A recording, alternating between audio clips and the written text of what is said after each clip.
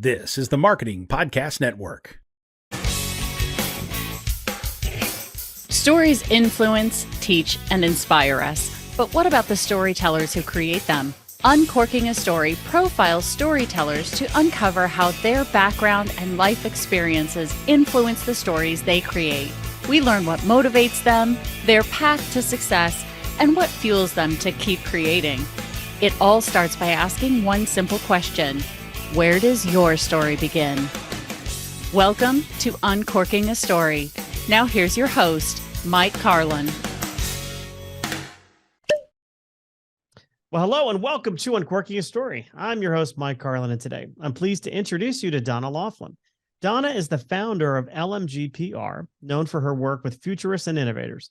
She has launched more than 500 companies, taking them from stealth to market leaders since forming her agency in 2002. She's also the host of Before It Happened, a leading narrative podcast featuring visionaries and the movements, moments, events, and realizations that inspire them to change our lives for the better. Donna excels in the realm of storytelling and uses those skills to propel new companies to the mainstream. Welcome to Uncorking a Story, Donna. Thank you for having me on the show. Happy to have you, Donna. And I'm curious, where does your story as a storyteller begin? Oh, it began in the back of a print and publishing shop that my father's and his brothers ran. It was quite sizable. My family owned 40 community papers, and so that was all the San Francisco Bay Area.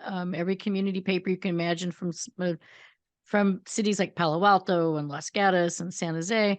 There were major metros within those regions, and San Francisco as well. But the community papers were basically an opportunity for communities to showcase their news.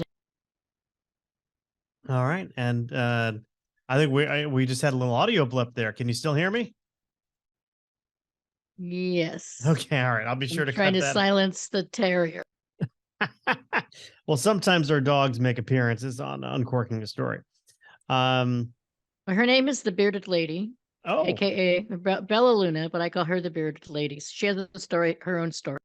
Oh, well, there you go. And don't worry about her noise in the background. It is real life, and that's okay by me. Yeah. So my job, when I was about 8 years old, I was constantly in the back. My after school. I didn't go to daycare. My daycare was going to the family business. But by the time I was 8, I was really, I was reading and I could, write. And I started setting type with one of my aunts. And so setting type, and then she had me opaquing, and then I was proofing, and then then the big question that I had was, well, when can I go out to interview with my uncle, who was more on the reporter side of things, to start the storytelling. And so I would literally go with my little number 2 pencil and pad in my school uniform off to do stories with my uncle after school. Do you remember what your first big story was? Yeah, it was a great one. What kid wouldn't want to go to the local donut shop and interview the owner about this fancy new machine? Literally, it was like, we're talking about robots today, but it was technically a robotic donut maker. It was, basically automating the donut process. And we got to sample donuts. The second story that I thought was fascinating was one of the first commercial airlines, international airlines, to actually fly out of San Jose, California, which at the time was still very much agriculture. The tech industry was just beginning to take off. And so we got a free flight on United Airlines, not international. We just went from San Jose to Los Angeles, but it was a demonstration flight, and we got to write the story. And I was, in the article, and so it was kind of a cool moment. I fly, and I flew out of that airport with my father at a very young age. So that was kind of a hallmark. Yeah, very cool. When did you decide that you wanted to, make a living being a storyteller? Probably when I was about 10, and I started really, writing and selling what I call nickel and 20, like little paper books, small things. I would cut, pictures out of magazines, and I would write, basically tell stories, these little flip books. By the time I was in middle school, I was doing, the journalism classes and school paper. And then high school, I had to run for class president not once, but twice, and held that reign for junior and senior year and was on the school paper. And I was still writing for the family paper. And then I even had an opportunity to write for then at the time a Pulitzer Prize winning newspaper, the San Jose Mercury News. So by the time I was applying to college, I had a nice portfolio and clippings book of journalism, posts that I could actually, use and literally say, I'm a published storyteller. Yeah, I'm sure that certainly helped during the application process. Well, it was a little challenging because I went in, I needed to learn the formality of things, right? I learned the practicality of things from my uncles and just doing it, but I didn't have the formal going through the Chicago manual style and the Associated, Press and those things that I really had to sink, into understanding in college, but also having a subject matter that you're passionate about helps as well.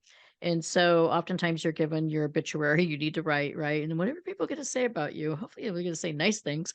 But that wasn't, a very classic, college piece to write.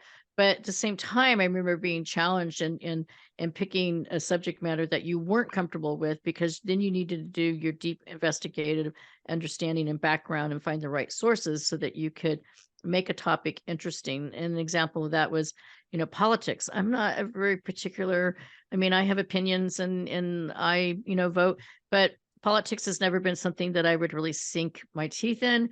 But giving that as an assignment then pushed me into, I needed to better understand not just how things work, but who are the people that are making it work and reporting on that. So business and economics were the two areas that I ended up getting cast into immediately. And as a working college student and did internships at the Washington Post and then with Chicago Tribune. And that was a real world scenario, very different than, covering a local donut shop. Yeah, no kidding. When did sort of Silicon Valley come into your life and sort of kind of working with inside the tech industry? That came much, much later. So I kind of did a tour of duty after I graduated from college. I worked in book publishing as well as daily news reporting. I worked for Reuters, which is now Thomson Reuters. And so I traveled pretty extensively. It was like a military tour of duty in a sense. So literally a tape recorder, not even a backpack. They weren't even cool enough to have backpacks, but it was like a little knapsack, a tape recorder, a camera, and my notepad. And I would go on assignment. And so I was out of New York and then eventually Chicago. And then I went to London. And then when I was in London, I actually ended up moving affiliates and went to BBC. And then I became the Yank telling the America side of stories. And as part of the business and economic aspect of what I was covering, technology began to kind of seep in. It was a little, it was still, considered kind of an emerging market. But by the time I came back stateside and went to graduate school at UC Berkeley, technology was, it was a renegade. I mean, you could Silicon Valley, which elasticized itself eventually all the way to San Francisco. Really, the heart of it was in San Jose, where the early defense companies, and then we had, HP in Palo Alto and other companies like that. So it was a little hard not to say yes to a tech job that was paying, 3 times more than you were if you were not doing tech. And ultimately, that's kind of how I got baptized into it. Wow. So who were some of the tech founders that you've had the pleasure of working with over the years? Oh, many. So on the reporting side, I had gone to the early, years at companies, with Steve Jobs when he was there the first time before he left. He left and came back. But when I was a college student, I remember going in and having an interview with him, and he had his feet up on the desk eating an orange, and he offered me an orange. He was barefoot, and I'm thinking, I came very professional for this interview, and it was just kind of just like I felt a little like a fish out of water. Like, I don't know what I'm really doing here. I also went over to Intel and Andy Grove and very early interesting kind of the whole chip pioneering was happening. the whole startup kind of .com era, I kind of came in, towards the end of all that excitement, and then went into the corporate side. But there were a lot of people that, were rock stars in that era. I was really fortunate to work with a, you know, internet was just coming of age, right? In the 90s. Mhm. And so I went from the networking, kind of covering the networking leaders that were in the marketplace, to now the online, post AOL kind of world we were in. And that's when I left the reporting side and went in corporate. And I worked with, internet on-ramp companies like NetManage, which basically was a TCP/IP stack that everybody was using, including Microsoft, right? Or I got to interview a very young Bill Gates, which was interesting. And he was already with Microsoft, but it was still company was still, under 1,000 employees, right?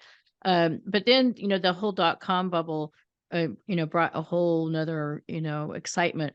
Not only was I working for a data center infrastructure company, I had access and would often speak to, not as a reporter, but would speak to the founders of, Amazon and eBay and Google, and, these early companies that were pioneering, going into from, we had the data center infrastructure, but now it was the internet data center infrastructure.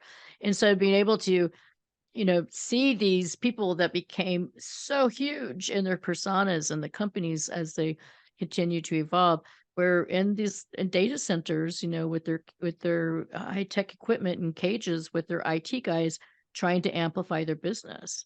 And because I was part of this new frontier of the data center infrastructure, would have, coffee chats, water chats, whatever you want to call them, with these founders.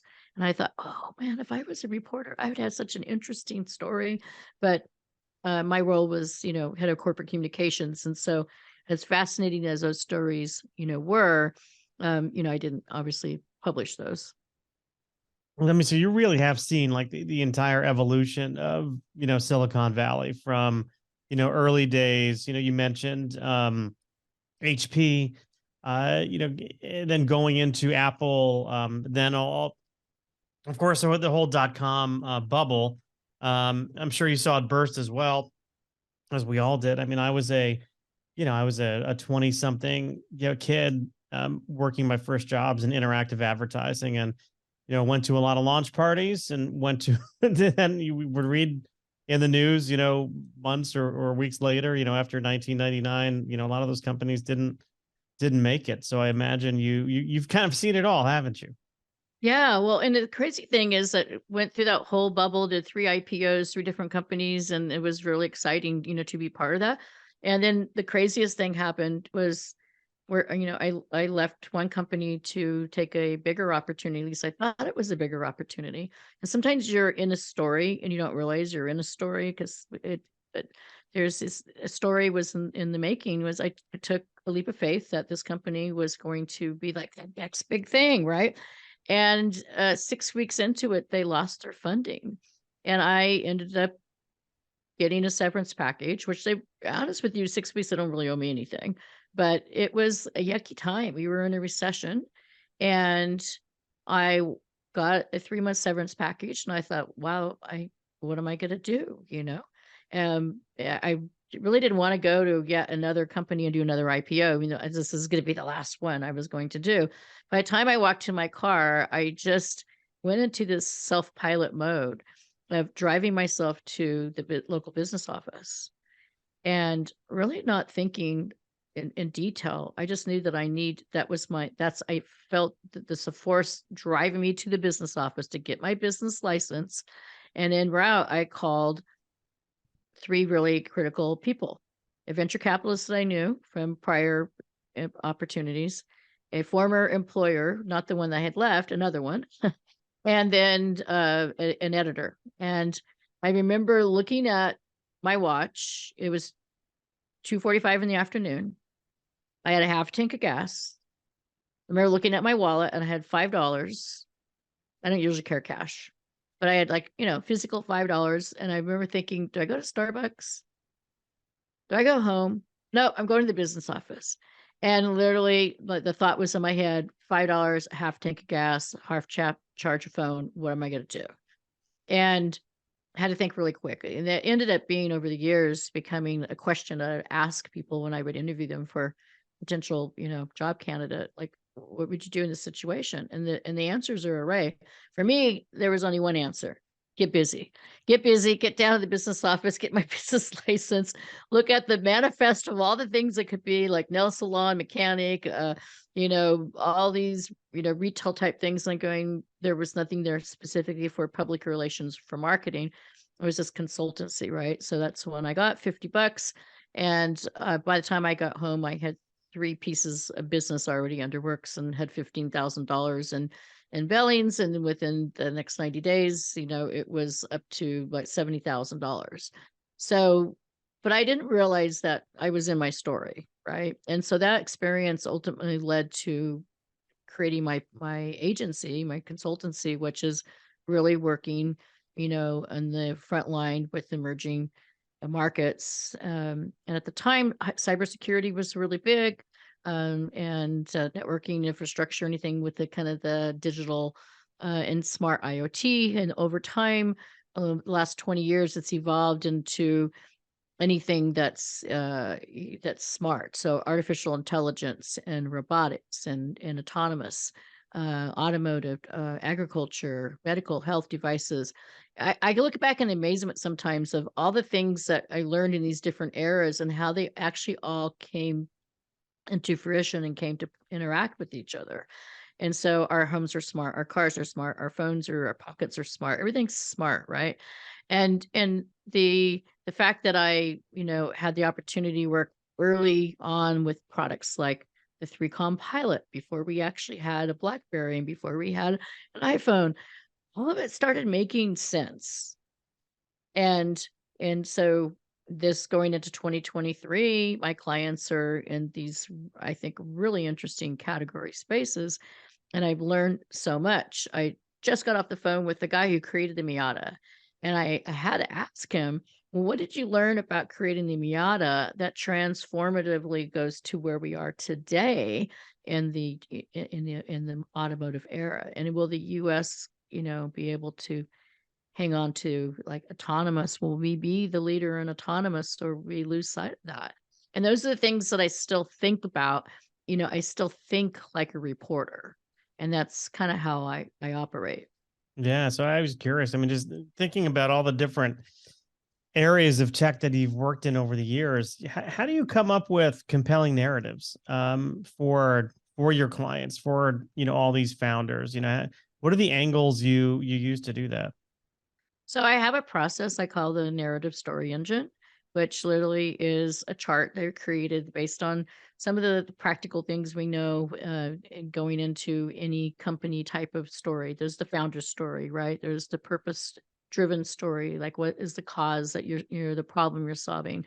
But then I take it to the next level, which are looking at the trends that are happening in the market space. So if it was an electric car, is it, trend is, well, the gas prices are really high, and so now we have a new opportunity, or there's a competitive landscape, or say one of the competitors, such recently happened with Tesla, the car went away and there was a horrible accident. So looking at trends, looking at news, looking at supply chain, looking at strategic alliances, partners, their lack of, all those components, and then really getting into not just a founder's story, but what was that moment in which they really decided, and this is where my podcast focuses on, is before it happened. What was that? What ignited them? Was it playing with Legos? Was it watching, a particular science fiction movie? Was it, a personal incident? I had a journalism professor that told me I would never become a journalist, and that I would never make it. And I thought that was hysterical, because about 10 years ago, his resume came across my desk looking for freelance writing. And I thought, wow, I made it. Now I have to ask, did you reach out to him? Well, there were typos on it, on the resume. So That's of course I had to. I was a little naughty. I had to make some edits, and I don't think he remembered me. I actually kind of reminded him he was pretty young, like when he was a grad student professor, but he was really hard. He was, and I appreciate the fact that he was hard on us, but I think he was harder on the girls than than he was anybody else, and there was only 2 of us in the class, and but yeah, I ended up I had this kind of this cathartic moment of being a little bit of a Powerpuff Girls and mocking it up and send it back, and I said, well, one of the criteria that I have in hiring a good writer is that they are also a good editor and knowing the AP style. In fact, I learned this in your course. Any response back to that? Yeah, he was a little embarrassed. I'm sure he was. He didn't ask for the job twice. How did you come up with the idea for that podcast? I think it's an amazing concept, a very interesting concept. Before It Happened. When did that come to you? Well, I was going to write a book, and we hit this other little milestone called the pandemic, right? And so home a lot, and I'm thinking, I'm home. I'm not at my office, not going to all the meetings I typically would in a given week. And I didn't have enough interaction with people. And I love engagement with people, and this conversation, the human interaction and conversation is stimulating. And so I said, I'm going to explore doing a podcast. And content wise, I basically made a list of people I thought guests that I could have on the show. Like, who do I know that I think would be interesting? And I bounced a couple ideas around, but I kind of led up to, well, nobody was really covering this type of like moment. And I didn't know how to put it together. The do-it-yourself scenario was not going to work for me. And so I put together a team that could help me, with the production, a great group out of San Francisco called Studio Pod. And then I had my own in-house web design person help me, with some of the content. But the procuring of guests and the interviewing and the narrative stuff, that it's a narrative podcast, all that is my nights and some weekends, work. And now the show's taking a new direction. We got feedback after, 73, 74 episodes. Guests were saying, well, you know what? We want to hear more about how to tell our story. So I interview, visionaries and entrepreneurs, and they cover many markets: food science and health and automotive and agriculture. And I've had Tyler Florence on the show, who's a food, a celebrity food chef and a great guy all around, and talked about sustainability and saving food. And I had Carla Mondavi, who's a fifth generation winemaker. But I also have had people that no one's ever heard of talk about the need for girls in equality in aerospace and engineering and STEM, and others that are bringing products to market in the EV automotive robotic space. So it's been a really fun journey. But then we're stepping back now and thinking, okay, so what if you actually are one of these potential innovators or designer in a product idea imagineers, but you don't know how to bring your product to market. So the next phase is bringing venture capitalists and startup coaches and brand experts and industrial design experts and manufacturing experts that will hopefully give a little bit of a guide, a little bit of a jump start, for people listening to the show to say, okay, so now it's time for me to bring my product to market. And so in lieu of writing a book, the podcast took precedent. And now I'm finally getting around to working on that book. That pesky book. Well, I mean, just thinking about all the people you've interviewed throughout your entire life, but of course on the podcast, I'm sure your show notes would be a great starting point for, just a first draft of that manuscript. Yeah, it's almost done. I've gone back and I've rewritten sections, and then I have these moments where I think, oh, I should put that in there. Or talking to people like you, I think, oh, I just thought, wow, that should be in there. And writing a book is really different than writing an editorial or writing, even a press release or in speeches and all the things that I've done in my career. but it requires a lot of discipline, and so I'm doing the speed writing way and just spending, blocks of time, not hours, but blocks of time of crafting content and then going back and rewriting it.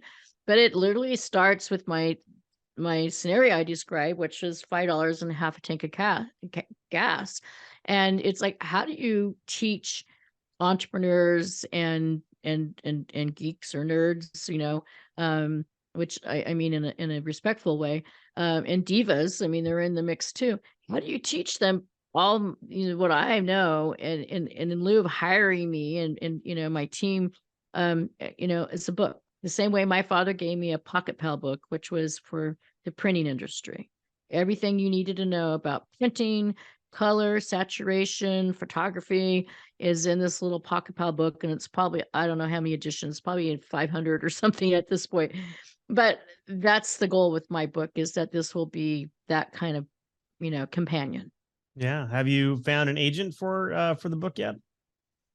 I'm working with a book coach who's helping me explore all those options and the publishing aspect of it.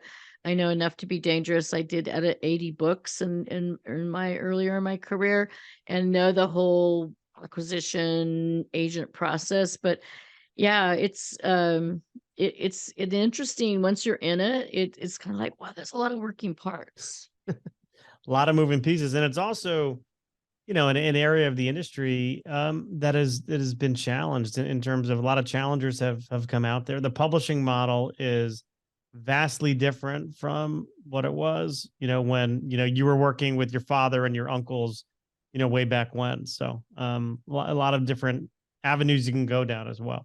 Oh yeah, I thought it was great when I had access to the IBM Selectric, and then when I'm in college and I got a computer, right? It's really different progress. There right now, there's the whole debate on artificial intelligence and writing, and so I haven't chimed in on my opinion on that. I'm kind of standing back and watching to see what everyone's saying, but I used to feel guilty using Cliff Notes. Do you remember Cliff Notes? Absolutely, the yellow and black, right? Yellow and black. I don't covers. think they make those anymore, do they? But I it's called Wikipedia. Yeah, I just remember feeling really guilty, and like even my daughter would like Google and look up things, and I said, I don't know, can you do that? She goes, oh, we have access to our phone, we can use our calculator. I'm like, really? We never got to do that, and so I've been trying to kind of navigate what this whole AI and writing is, are these AI chatbots really going to take over?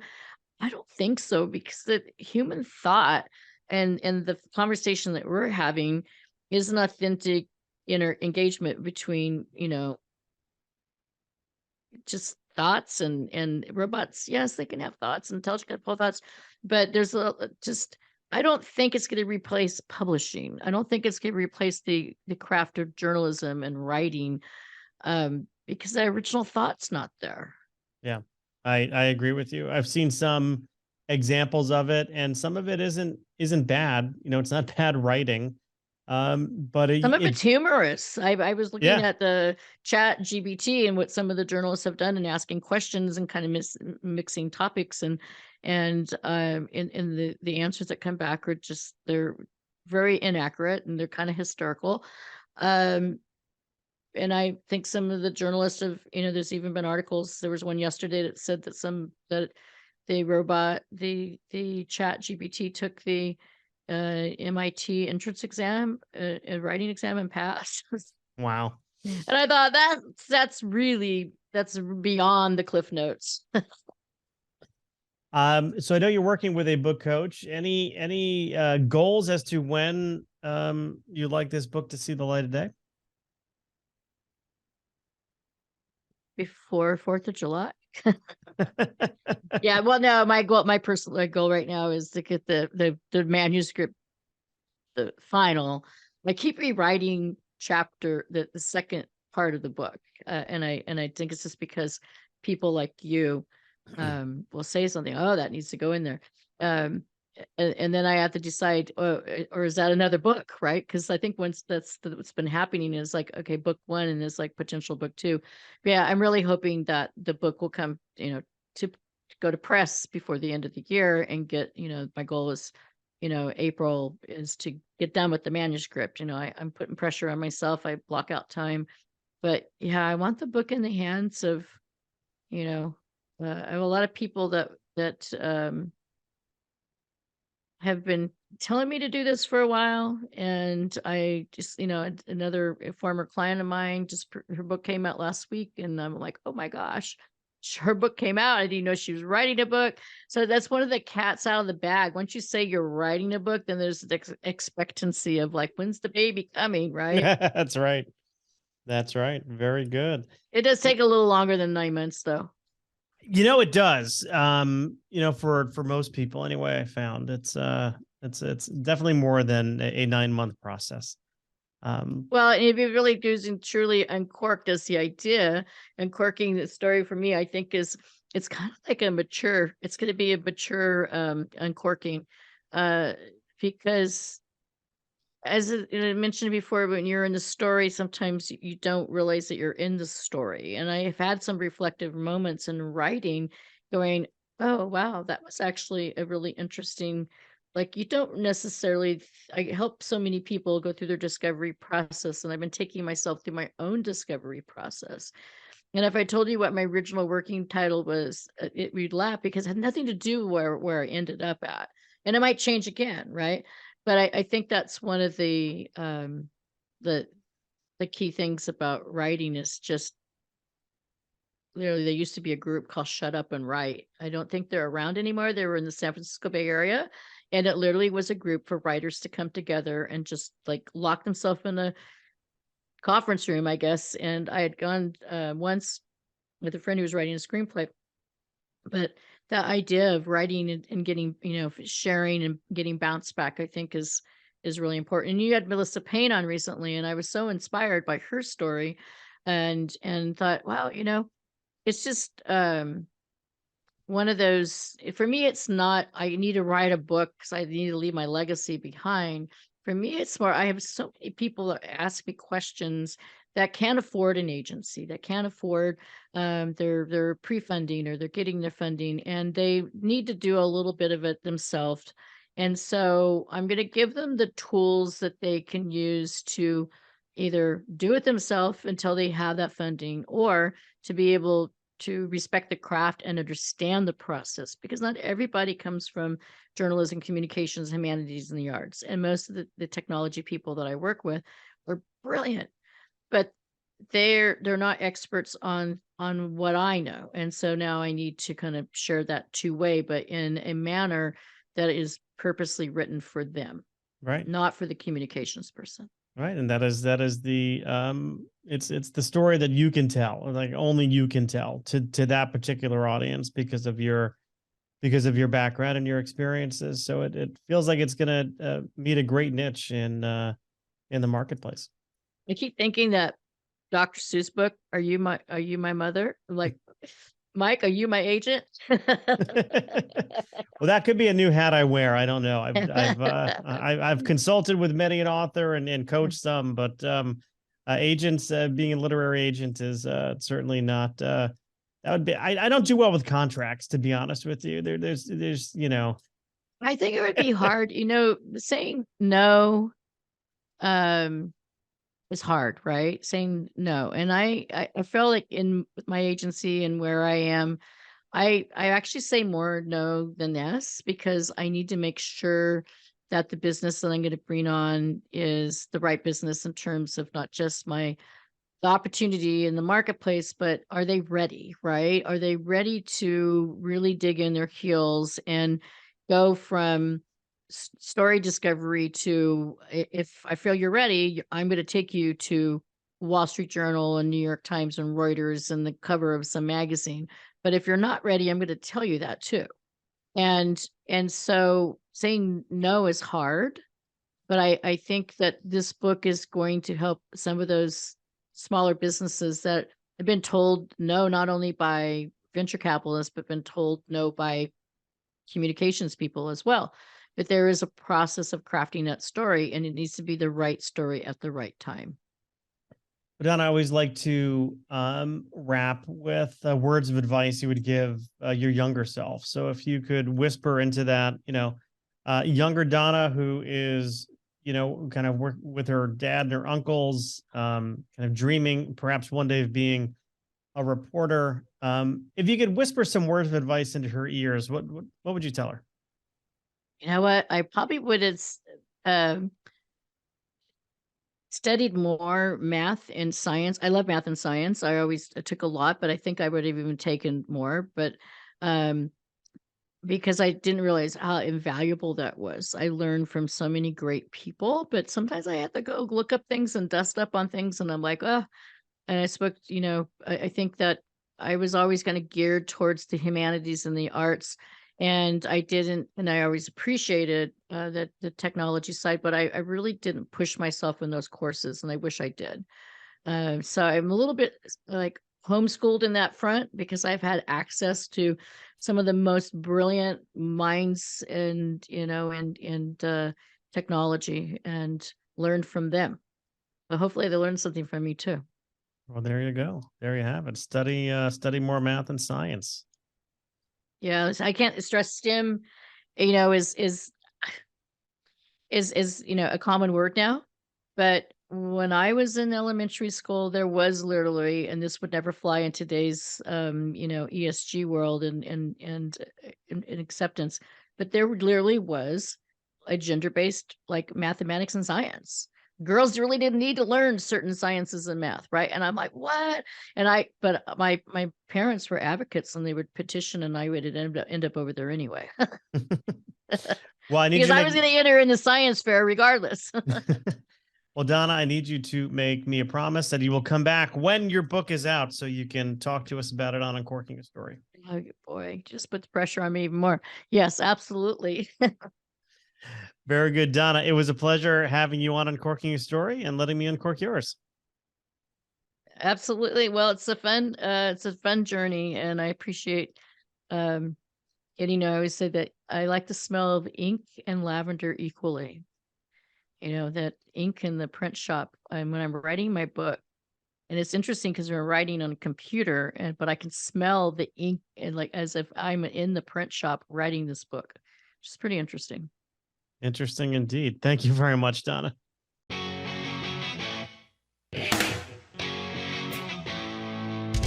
Thanks for listening to Uncorking a Story. If you'd like more information about today's guest, or to find out more about Mike, go to uncorkingastory.com. If you enjoyed the show, please subscribe, rate, and review us at Apple Podcasts, Spotify, or wherever you get your podcasts. Tune in every week to hear Mike Carlin uncork a new story.